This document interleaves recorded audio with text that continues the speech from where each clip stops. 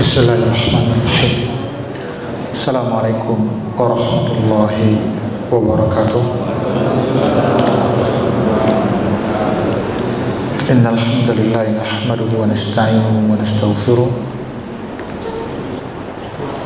wa na'udzu billahi min shururi anfusina wa min sayyiati a'malina. May yahdihillahu fala mudilla lahu wa may yudlil fala hadiya lahu. Asyhadu an la ilaha illallah wahdahu la syarika lah wa asyhadu anna Muhammadan abduhu wa rasuluh. Allahumma shalli wa sallim wa barik ala Muhammadin wa ala alihi wa sahbihi wa man tabi'ahum bi ihsanin ila yaumiddin. Amma ba'du, fa ibadallah ittaqullaha haqqa tuqatih wa la tamutunna illa wa antum muslimun. Qala Allah tabaraka wa ta'ala fi kitabihil karim, a'udzu billahi minasy syaithanir rajim. Bismillahirrahmanirrahim. Ya ayyuhalladzina amanu la yaskhar qaumun min qaumin asa ayyakunu khairan minhum wala nisa'un min nisa'in asa ayyakunna khairan minhun. Al-ayah.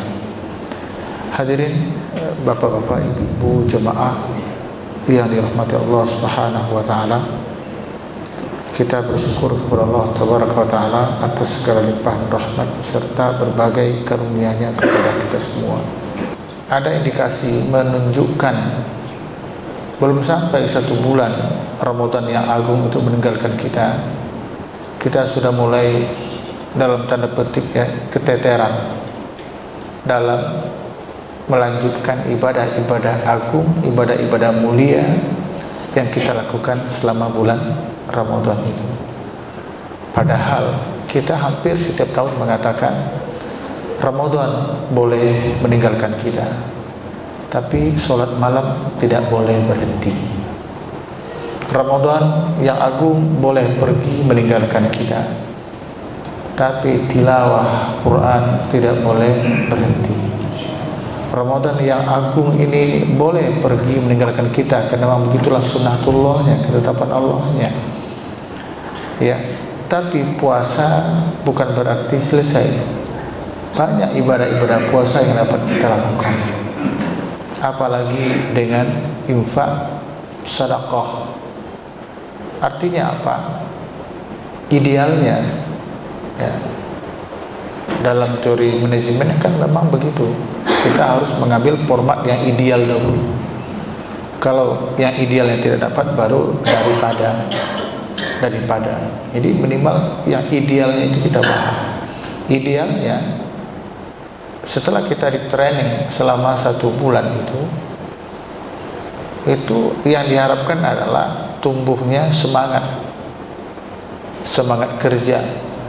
Orang sebut dengan etos kerja, semangat ibadah, etos ibadah. Idealnya seperti itu. Bahkan ada perusahaan-perusahaan tertentu mereka tidak mau menerima pegawai baru yang sarjana.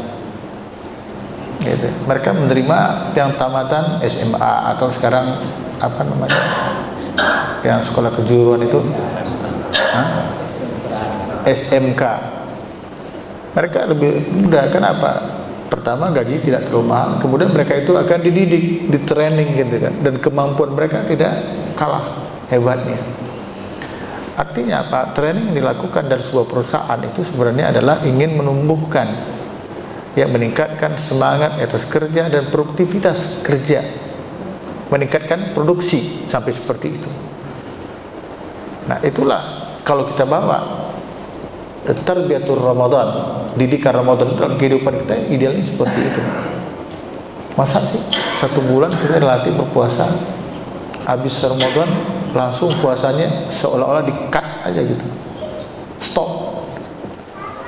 Masa sih 1 bulan kita latih untuk qiyamul lail, habis Ramadan kok langsung patah arang lagi, gak nyambung lagi. Ini kan ya kalau mau pakai bahasa Bang Haji apa? Terlalu itu keterlaluan maksudnya. Nah, oleh karena itu kita wajib bersyukur pada Allah SWT. Mudah-mudahan Allah jadikan kita istiqomah ya, untuk meniti jalan Allah, meniti jalan kebaikan ini. Mudah-mudahan entah kapan, entah di mana malakul maut mencabut nyawa kita, mudah-mudahan kondisi kita dalam keadaan istiqomah di atas ketaatan kepada Allah Subhanahu wa taala. Ikhwah, kita lanjutkan kembali kajian kita tentang al-kabair, dosa-dosa besar yang berkaitan dengan lisan, yaitu dosa yang ditimbulkan karena sindiran, penghinaan, merendahkan orang lain. Hadirin, seperti yang Bapak lihat di slide ini di layar, itu adalah penyakit lisan yang tidak kalah buruknya adalah ejekan dan sindiran. Buruk itu, Pak. Kedua perbuatan ini diharapkan oleh Allah. Hal itu karena bisa mengantarkan kepada ungkapan yang menyakitkan. Gak ada orang yang nyaman disindir, gak ada satupun orang yang nyaman untuk diejek. Itu gak ada. Kalau kita sebagai pelaku mungkin, tapi kalau kita jadi korban gak mau. Orang ya, walaupun jelek, dikatakan jelek kan gak mau, Pak. Ya, gak ada yang mau. Nih kita nih laki-laki, katakanlah jelek, tidak menghina, maaf ya, tidak menghina ciptaan Allah ya, kita merasa ini jelek. Tapi kalau giliran cari bini, mencari yang jelek atau yang cantik? Halo? Kedengaran satu tadi agak lantang. Itu begitu. Itu sama juga artinya kita tidak mengakui kalau kita itu jelek gitu. Buktinya apa? Giliran punya pasangan pengen ya cantik. Gak fair sebenarnya seperti itu, tapi itulah realita. Nah, ketika saya menyampaikan ini, ada yang menanggapi, berhasil tidaknya urusan lain Ustaz, yang penting bertarung dulu gitu. Maksudnya usaha dulu, dapat syukur, enggak dapat ya sudah takdir. Ya memang begitulah keadaannya. Ya, jadi sejelek apapun orang dia nggak mau dikatakan jelek. Ada orang yang pendek dikatakan pendek dia marah, makanya dikatakan ghibah. Gitu. Ingat kita pada satu ketika Aisyah radhiyallahu anha, istri Nabi, dia ngomong sama Nabi ketika menengok seorang wanita yang pendek tubuhnya. Kata Aisyah, ya Rasulullah, ini orang pendek amat gitu. Kata Aisyah, tapi kan benar ya Rasul. Begini awalnya, itu kan kamu menghibah dia, gitu. Kamu menghibah dia. Kata Aisyah, tapi kan benar ya Rasul. Iya, kalau benar kamu menghibahnya, kalau tidak benar kamu memperbohong, fitnah. Coba, ya. Oke, nah sekarang ada ayat di hadapan kita. Ya ayyuhalladzina amanu, wahai orang-orang yang beriman. Allah memanggil orang-orang beriman dengan penuh kasih sayang, dengan santun sekali. Ya ayyuhalladzina amanu, wahai orang-orang yang beriman. La yashar qaumun min qaumin, janganlah suatu kaum, janganlah menghina, mengolok-olok atau merendahkan. Yashar itu bisa merendahkan suatu kaum min qaumin, terhadap kaum yang lain. Asa ayyakunu khairan minkum, karena bisa jadi yang direndahkan itu, yang diejek itu, yang disindir itu khairan minhum, lebih baik daripada yang menyindir. Wala nisa'un min nisa'in, dan tidak pula boleh wanita, komunitas wanita atau seorang wanita itu merendahkan, menghina, menyindir, ngejek min nisa'in, wanita lain, baik bentuknya pribadi person maupun komunitasnya. Kenapa? Asa ayyakunna khairan minhum. Karena bisa jadi yang dihina, yang direndahkan itu lebih baik daripada wanita yang merendahkan itu. Hadirin, di dalam tafsir dijelaskan apa itu disebut dengan sakhara, yaskhar, sukhriyah. Itu disebutkan adalah sukhriyah atau yaskhar tadi itu artinya sindiran, adalah penghinaan dan olok-olok yang mengingatkan pada aib dan kekurangan pada diri seseorang dengan cara yang mungkin menggelikan atau menjijikkan, nggak pantas maksudnya. Sindiran itu ada kalanya datang dalam bentuk peniruan, ya, dengan perbuatan dan ucapan, atau melalui syarat. Ada sebut bukan syarat, ini isyarat, ya, bukan syarat tapi melalui isyarat atau tanda. Macam-macam cara orang ngejek itu, macam-macam. Nah, banyak kita tidak menyadari, ya, kalau tindakan kita itu akan dipersoalkan di hadapan Allah kelak di malam kiamat.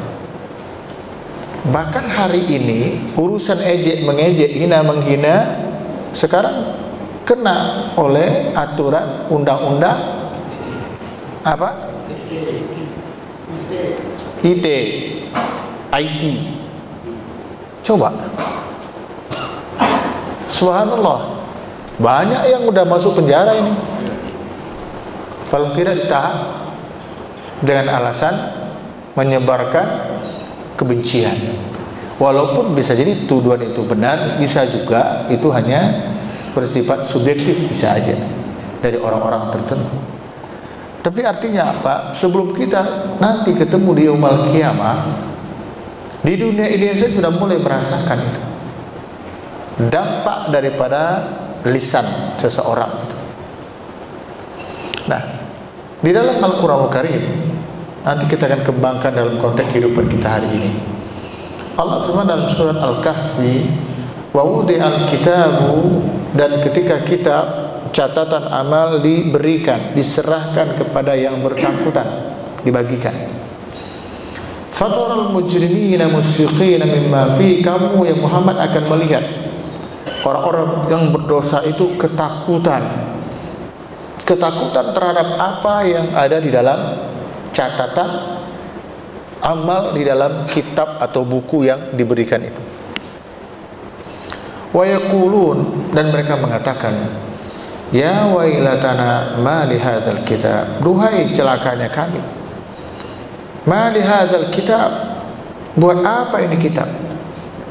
Atau bahasa lainnya, duhai celakanya kami gara-gara ini catatan, gara-gara ini buku. Ternyata apa? Di dalam buku tersebut la yuwadiru saghiratan wala kabiratan illa ahsaha.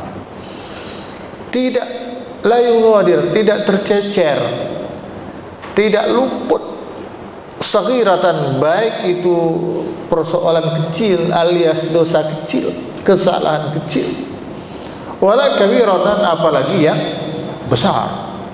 Yang kecil saja ada, illa aqsaha, kecuali tercatat semuanya. Allahu Akbar. Lembar demi lembar itu dibuka, semuanya lengkap, baik yang kecil maupun yang besar. Wa wajadu ma amilu hadira, mereka mendapatkan apa yang telah mereka lakukan semasa hidup di dunia, hadira, ada di waktu itu. Coba, berapa tahun hidup di dunia? Ada 60 tahun umurnya, potonglah masa transisinya sebelum akil balik, katakan 50 tahun, 15 tahun maksud saya. Umurnya 60, berarti ada 45 tahun itu yang ma'amilu, yang mereka lakukan semasa dunia selama 45 tahun itu hadira, tampak hadir di dalam lembaran-lembaran catatan itu. wala yadhlimu rabbuka ahada. Kata kuncinya itu Allah lakukan bukan karena Allah berbuat zalim kepada Tuhan, kepada kamu, tidak. Itu justru menunjukkan keadilan Allah Tabaraka wa Ta'ala. Kita lihat penjelasan para ulama. Apa itu maksud dengan saghiratan dan kabiratan di sini? Hadirin, Ibnu Abbas berkata, yang dimaksud dengan yang kecil saghirah kan la yuwadiru saghirah, tidak tercecer, tidak luput walaupun itu yang kecil. Di dalam ayat ini adalah tersenyum, tapi tersenyumnya sinis. Bapak pernah nggak orang tersenyum sinis ke bapak? Bang, rasanya kayak apa? Ya. Pernah nggak ketika ngelamar lalu calon mertua itu sinis kepada bapak? Orang sinis kepada kita tuh paling tidak enak loh. Dia senyum, tapi senyumnya itu tidak murni. Ya. Ada yang bisa contohin saya yang sinis itu kayak apa sih? Ada yang bisa? Mungkin ada yang ahli yang biasa memerankan di dalam sinetron mungkin.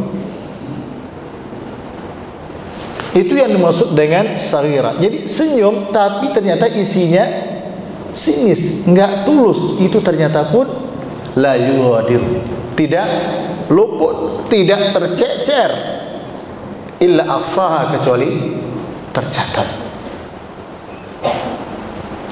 Dan yang dimaksud dengan yang besar wala kabiratan adalah ketawa terbahak-bahak. Apakah ketawa terbahak-bahak karena dia senang, atau ketawa itu karena ngetawain? Ada nggak orang terbahak-bahak ngetawain orang? Ada. Ya Allah, senyum itu kan indah, ketawa itu juga indah, tapi ternyata jadi persoalan di sini. Ayo. Nah, bagaimana tuh yang kita kirim selama ini? Wajahnya nggak kelihatan sinis, tapi postingannya itu yang sinis. Ayo. Kita nggak tengok wajahnya kayak apa, tapi isi dari postingan itu ngejek, merendahkan, menfitnah dan lain sebagainya. Tercatat nggak? Jangankan di sisi Allah ya. Kepada apa namanya itu Pak? Kalau WA itu siapa yang paling menentukan itu? Di kita kan boleh kita hapus tuh, tapi sebenarnya kan masih bisa diakses kan, walaupun sudah kita hapus kan ada penyimpanan, ya. Kan banyak orang, maaf ya, chatting-chatting porno di HP-nya kan sudah tidak ada, tapi masih bisa diperiksa, ada, masih tersimpan. Ya kan, ada kan, saya nggak tahu lah apa istilahnya. Ya kan? Ada kan? Bisa kan? Bisa, apalagi di sisi Allah Azza wa Jalla, sisi Allah Tabaraka wa Ta'ala. Ayo, bagaimana kita mau bersembunyi? Bagaimana kita bisa mau mengelak? Begini. Banyak nanti akan berbicara kepada kita untuk memberikan kesaksian atas ma'amilu, apa yang sudah dilakukan itu. Ada dalam sebuah ayat surah Al-Imran. Saya lupa nomor ayatnya, sekali lagi saya lupa, tapi ayatnya insyaallah masih ingat. Coba nanti tengok nomornya ayat keberapa. Allah Tabaraka wa Ta'ala berfirman demikian. A'udzubillahi minasyaitonir rajim. Yauma tajidu kullu nafsin ma 'amilat min khairin muhdara wa ma 'amilat min su'in tawaddu law anna bainaha wa bainahu amadan ba'ida wa yuhadzirukumullahu nafsahu wallahu raufum bil ibad. Ayat 30. Karena ayat 31-nya qul in kuntum tuhibbunallah, ya. Jadi dikatakan yauma tajidu kullu nafsin, yauma, pada hari itu, yakni yaumal qiyamah, tajidu kullu nafsin, setiap jiwa mendapatkan, memperoleh, menemukan ma'amilu min khairin muhdara wa ma'amilat, ya, min khairin muhdara. Apakah yang dilakukan itu baik mukhdara, hadir, tampak, diperlihatkan, diberikan catatan. Termasuk juga yang min su'in, dari keburukan. Tercatat, nggak ada yang tidak tercatat. Perbuatan baik, kecilkah atau besar, tercatat. Perbuatan buruk, kecilkah atau besar, tercatat. Ayat yang selalu kita pakai adalah فَمَنْ يَعْمَلْ مِثْقَالَ ذَرَّةٍ خَيْرًا يَرَهُ وَمَنْ يَعْمَلْ مِثْقَالَ ذَرَّةٍ شَرًّا يَرَهُ. Nah, oleh karena itu ikhwah jemaah berbahagia, kita perlu berhati-hati betul dengan persoalan ini. Ya, ada lagi misalnya berbentuk sukhriya ini, kaitannya juga dengan ghibah.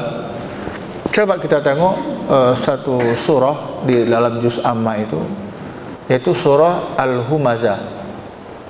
Wailul likulli humazatin lumazah.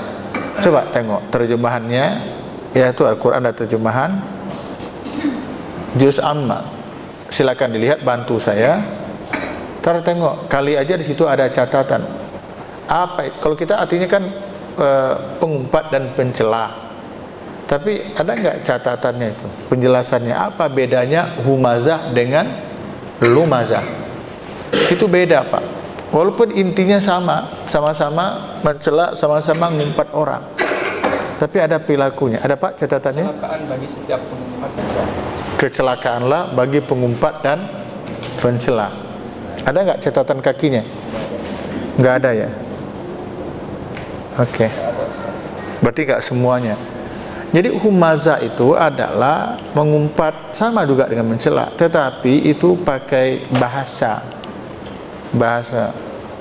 Misalnya celaka loh, boblok loh, apalah gitu. Ya. Tapi lumazah itu adalah juga mencela, ngumpat juga, tapi pakai bahasa body.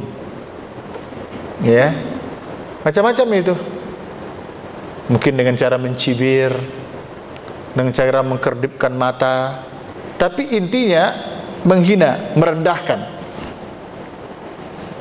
Ya. Pernah nggak Bapak menengok orang mencibir? Tahu nggak mencibir, Bapak tahu? Mungkin bahasanya beda kali. Mencibir seperti apa sih? Ada yang tahu? Ini kok nggak mau mencontohin? Ada yang bisa mencontohkan mencibir? Ya. Sebenarnya ada hewan yang luar biasa, keahlian dia memang mencibir, yaitu beruk. Bukan monyet, tapi beruk. Beruk itu yang ekor pendek, yang di Sumatera biasa dipakai untuk ngambil kelapa. Ya, kalau ketemu orang dikit-dikit gitu. Nah, maaf kalau saya tidak pas mencontohkannya. Ya, karena memang walaupun ada sebagian teori ini udah lapu ya, bahwa kita dianggap juga berasal dari apa? Dari monyet gitu ya. Tapi mohon maaf, Bapak Ibu jangan paksa saya, Ustaz kok nggak pas contohnya ya. Sekali lagi saya nggak biasa. Jadi lewat auto terus mencibir, itu bahasa lumazah itu seperti itu. Wah, biasanya mencibir itu adalah merendahkan orang, menghina orang, tapi tidak secara berhadap-hadapan. Mana ada yang berani berhadap-hadapan? Bisa sih kalau jarak jauh, bisa. Kalau jauh tuh, nah gitu, gitu. Lihat nggak di belakang Bu, kelihatan, gitu. Pernah nggak ibu ke suami lagi ngomel-ngomel, pas suami belakang ibu? Pernah.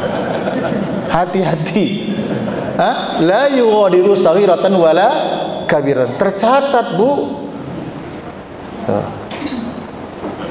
Masya Allah. Saya pernah dicibir orang seperti itu, Pak. Pernah. Tetapi ketangkap tangan. Pas giliran dia mencibir, saya melihat ke dia gitu. Malu dia. Dia pejabat di kampung, ya, ketua LKMD itu kan pejabat, Pak, untuk ukuran kampung. Ya Allah, jadi dia pas lagi cibir gitu, saya lihat dia gitu. Saya kan ceramah pakai papan tulis ketika itu, jadi lagi membelakang, dia mencibir, pas saya melihat. Masya Allah, beruntung saya. Ya ketangkap tangan tuh. Tapi kita nggak ngelawan, kita biarin aja. Luar biasa. Banyak cara merendahkan orang, Pak. Dengan batuk-batuk juga bisa. Ini di taklim begini, ini ada jemaah itu yang batuk-batuk. Insya Allah Ustadz Abu tahu. Ini batuknya batuk sungguhan, hah? Atau batuknya batuk ngejek. Oh, tahu. Di buku nggak ada, karena kita belum tulis bukunya, gitu ya. Tapi yang ketiga, maaf, ada batuknya batuk sungguhan, batuk penyakit. Kedua batuk ngejek. Yang ketiga itu batuk harapan. Batuk tuh bisa menimbulkan harapan. Batuk harapan tuh contohnya aja ini. Misalnya bulan Ramadan atau Senin Kamis, misalnya ini berbuka ini. Di sini kalau Senin Kamis dikasih nggak Pak untuk iftar? Dikasih ya. Ada orang lewat, ya mungkin nggak enak juga ya kalau duduk bersama-sama, karena kita kan orang baru, bukan jamaah di sini, ya. Lalu sementara panitia bapak-bapak itu sibuk membagikan kepada yang duduk-duduk itu untuk persiapan berbuka, ya. Sementara ini ada bapak duduk di pojok sana, ya terlewatkanlah oleh panitia yang membagi-bagikan takjil tadi misalnya. Nah, bapak ini kan nggak mungkin juga meminta langsung, Pak, malu lah kita orang pendatang baru. Tapi bisa dengan batuk, Pak. Coba aja batuk. Kira-kira batuknya bunyinya seperti apa itu? Ya. Paling tidak yang ingin disampaikan pesan batuk itu adalah memberitahu kepada jamaah kalau di sini ada kehidupan, gitu loh. Ada orang maksudnya. Lalu nanti pas kebetulan ketika itu Pak Ivan lewat, Bapak belum dapat ya Pak? Kan gitu kan, Pak Ivan langsung nanya, Bapak belum dapat ya Pak?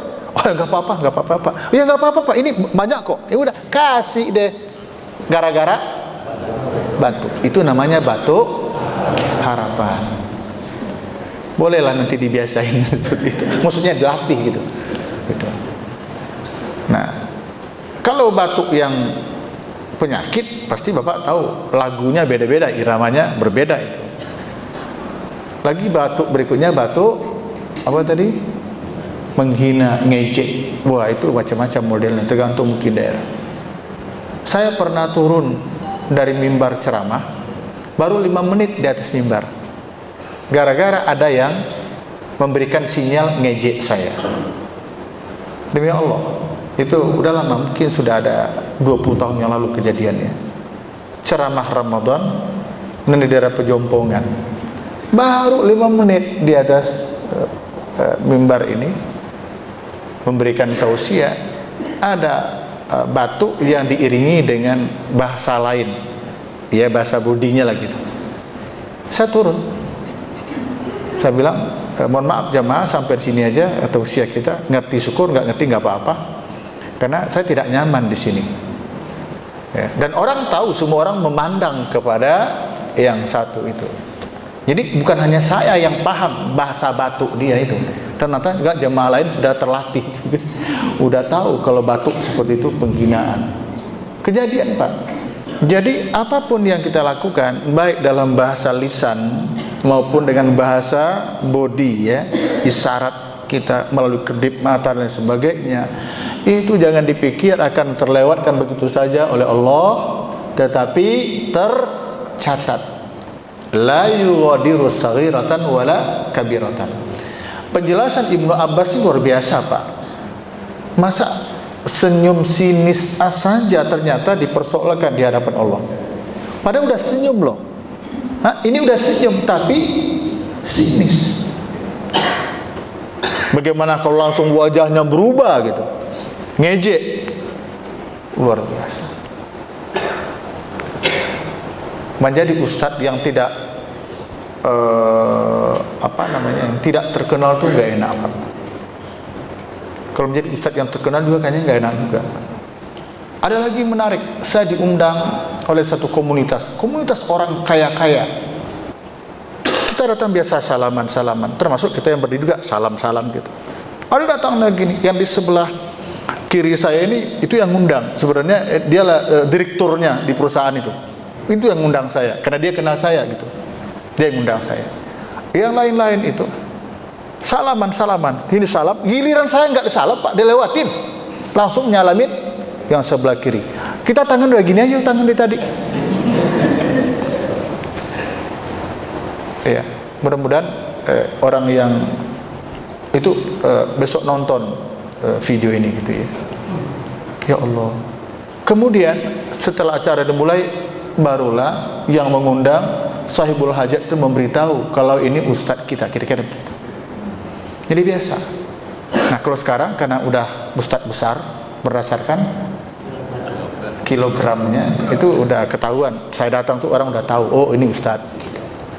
Dulu tuh nggak enak banget, jadi orang kecil tuh nggak enak Pak, bener ya.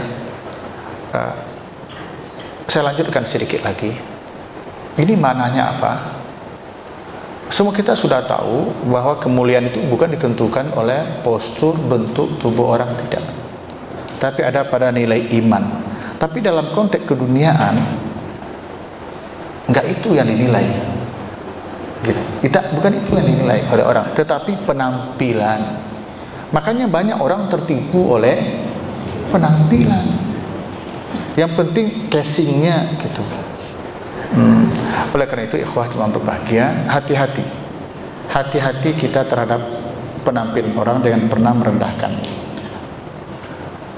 Rasulullah SAW pernah ditegur oleh Allah karena beliau di saat itu lebih memprioritaskan orang yang terkemuka dibanding orang yang biasa. Itulah sababun nuzul turunnya ayat abasa wa tawalla. Jadi apa yang kita gambarkan hari ini itu sudah pernah terjadi dulu.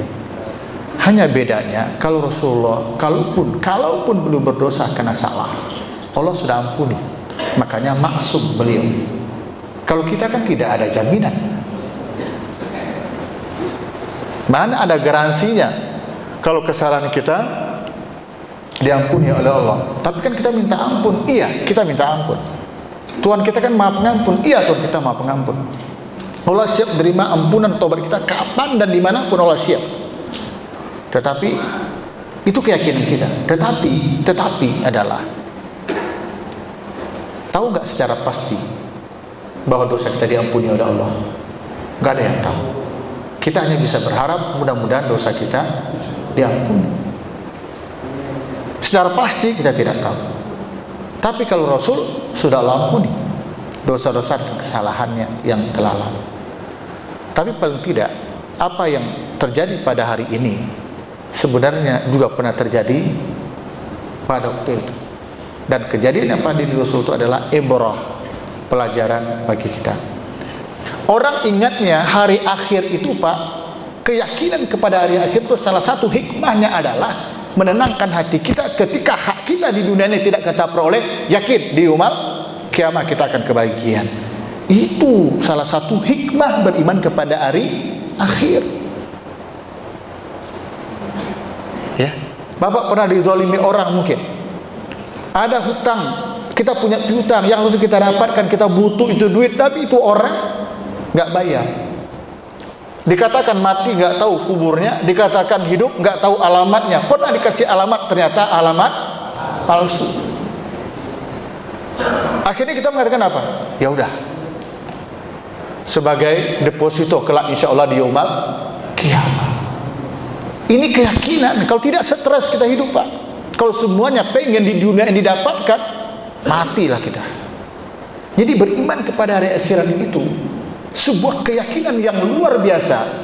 Ketika kita merasa tidak mampu berbuat apa-apa sesama manusia, tidak bisa lagi berbuat, katakan kita pada kelompok yang lemah, maaf ya, mustad'afin namanya, lemah, tertindas, kalau katakan demikian. Di saat itu kita mengadu kepada Allah, minta keadilan Allah kelak di yaumul kiamat. Bacalah ceritanya itu ayat. Ya, itu kan ayat perbedaan masalah akidah dengan agama lain. Besok di yaumul kiamat akan disidang oleh Allah. Seperti itu. Karena di dunia kan nggak bisa. Bagaimana kita mempersidangkan? Islam mengatakan yang benar adalah Islam, Kristen mengatakan Kristen, Katolik mengatakan Katolik, Buddha mengatakan Buddha, Hindu mengatakan Hindu. Ayo, siapa yang menjadi hakimnya untuk menghakimin kita? Kan nggak ada. Ya udah, di yaumul kiamat Allah akan memutuskan siapa yang benar. Gitu. Kita tantang di yaumul kiamat. Gitu. Pengadilan lain juga demikian. Ada orang, maaf, beberapa tahun lalu ada kasus di Jambi. kasus pembunuhan secara terencana. Keluar korban berharap ini pelaku ini di pengadilan itu dihukum mati. Itulah yang kira-kira yang setimpal menurut keluarga korban. Tapi pengadilan ketika itu hanya memutuskan hukuman penjara 20 tahun. Kesal keluarga korban, sempat ngamuk itu di pengadilan. Tapi ujung-ujungnya biarlah, ada mahkamah Allah yang paling adil kelak di yaumul kiamat. Hebat gak? Seperti itu. Dengar bagaimana Nabi Yakub alaihissalam yang dihadapi siapa? Anak-anaknya yang 11 orang itu. Nabi Yakub tahu bahwa ini anak bertingkah yang menyebabkan Yusuf dikatakan hilang.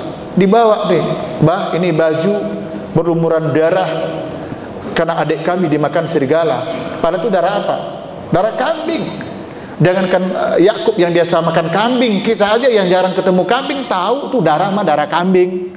Tapi Yakub bisa berbuat apa? Kan nggak ketangkap basah kan? Menuduh juga kan nggak enak. Ya udah sabar. Derita cukup panjang itu. Derita ini belum selesai, dapat lagi musibah berikutnya. Ya, adiknya Yusuf Benyamin ditahan di Mesir dengan tuduhan mencuri. Kesedihan Yakub seperti apa? Sampai matanya buta, anak-anaknya pada ngomel, bah kalau abah terus begini, abah akan mati nih kalau begini. Tapi apa kata Yakub yang lemah ini, gak mampu menghadapi makar dari anak-anaknya sendiri? Innama asku bathi wa husni ilallah. Sesungguhnya hanyalah aku mengadukan kesedihanku ini, duka citaku ini kepada Allah, bukan kepada kalian, tapi kepada Allah. Sebenarnya itu yang ingin disampaikan kepada kita, Pak, pembacaan ayat itu, supaya kita tahu.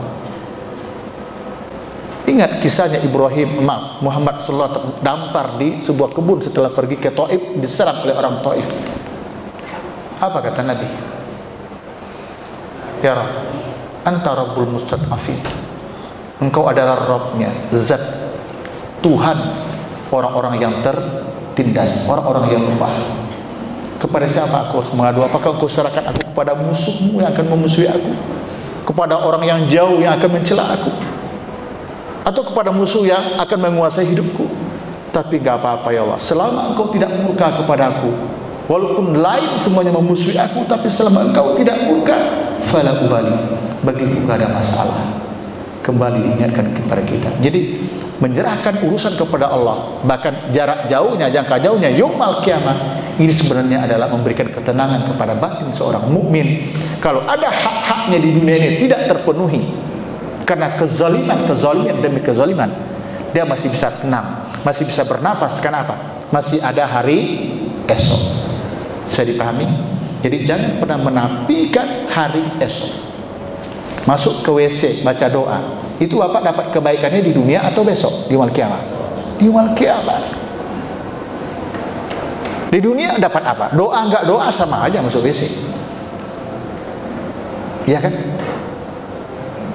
Tapi ada hari esok. Jadi keyakinan kepada hari esok itu hakikatnya membuat kita lebih berhati-hati dalam hidup dan kehidupan ini. Disebutkan al-mustabbani maqala fa'alal badi ma lam ya'tadil mazlum. Dua orang yang saling mencela, awal itu mencela itu dari sindiran, Pak. Ya, sindiran itu mungkin yang paling ringan.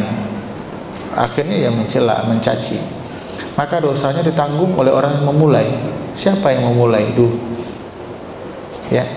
Selama yang dizolimi itu tidak pula membalas dengan balasan yang lebih. Kalau dilawan, nah itu sama-sama kedua-duanya kebagian. Di dalam kesempatan lain disebutkan oleh Nabi sallallahu alaihi wasallam, ini mudah-mudahan jadi ibrah. Jabir bin Sulaim berkata bahwa Nabi pernah bersabda, kata beliau, la tahqiranna syai'an minal ma'ruf. Janganlah pernah kamu merendahkan kebaikan sekecil apapun dia. Ini enggak diterjemahkan ya, ini diterjemahkan yang tulisannya di blog aja ini, ya. Saya terjemahkan aja dari awal. Wala tahqiranna syai'an minal ma'ruf. Janganlah kamu merendahkan, mengejek kebaikan sekecil apapun dia. wa an tukallima akhaka wa anta munbasitun ilaihi wajhuka. Jika engkau berbicara dengan saudaramu, jadilah kamu itu, wajahmu itu bukan sumringah ya, tapi wajah yang paling tidak wajah yang simpatik ya, wajah yang simpatik, tersenyum. Kenapa? Inna dzalika minal ma'ruf. Karena berbicara dengan sesama kita dengan wajah yang senyum itu, yang simpatik itu adalah bagian daripada kebaikan. Dalam hadis lain dikatakan sadaqah, tabassumuka fi wajhi akhika laka sadaqah. Bermuka manis kepada sesama kita saja itu sadaqah, ma'ruf, kebaikan. Kemudian warfa, nih nggak apa-apa kita tambahin aja walaupun ini bukan bahasan kita. Warfa idzaraka ila nisfis saq. Tinggikan izar, sarung pakaianmu, ya celana tentunya juga termasuk, sampai ke setengah betis. Hadis Abu Hurairah riwayat Muslim disebutkan, ini kan riwayat Abu Daud ini, Muslim, kata Abu Hurairah, pakaian kami, yakni para sahabat itu, ila nisfis saq, sampai setengah betis, gitu. Nah ini hadis ini kita lanjutkan.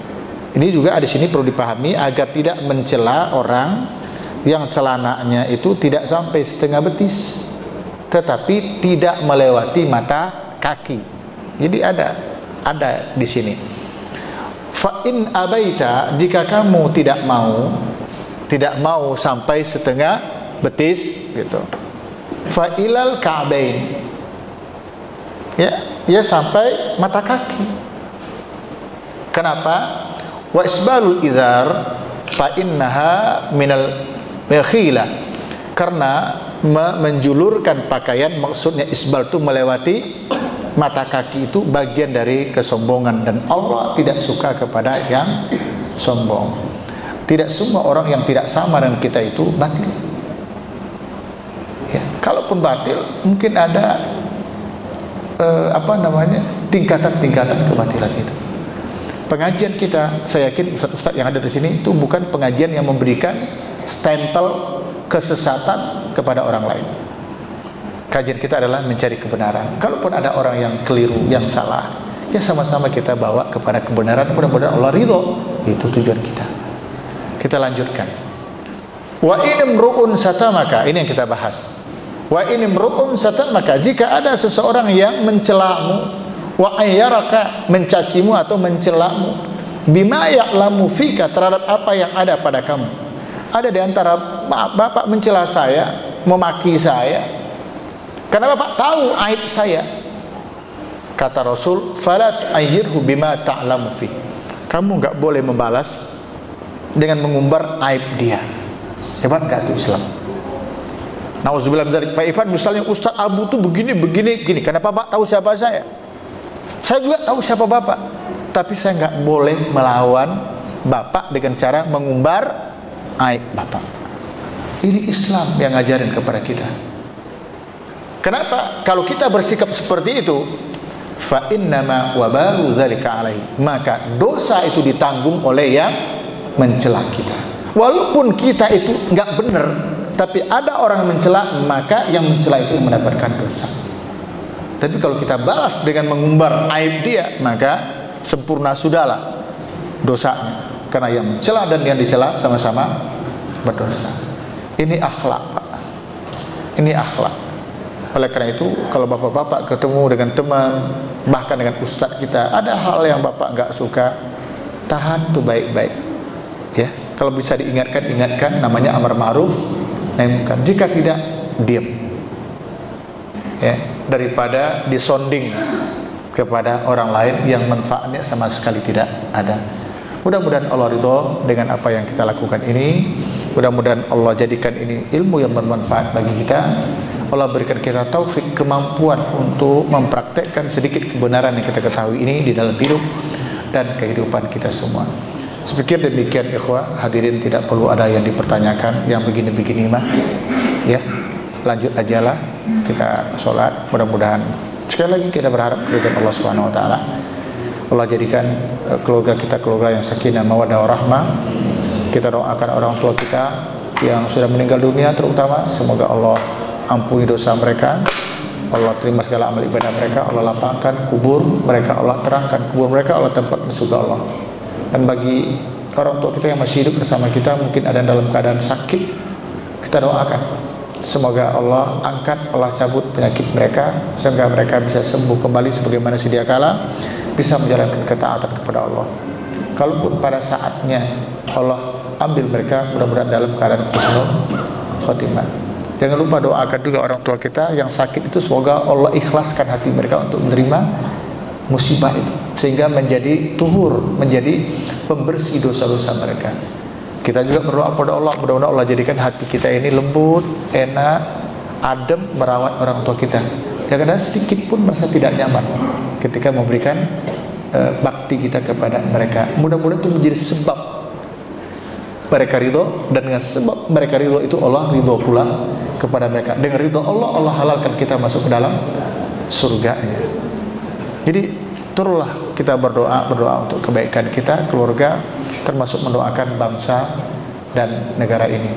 Subhanakallahumma bihamdika asyhadu an la ilaha illa anta astaghfiruka wa atubu ilaik. Alhamdulillahirabbil alamin. Assalamualaikum warahmatullahi wabarakatuh.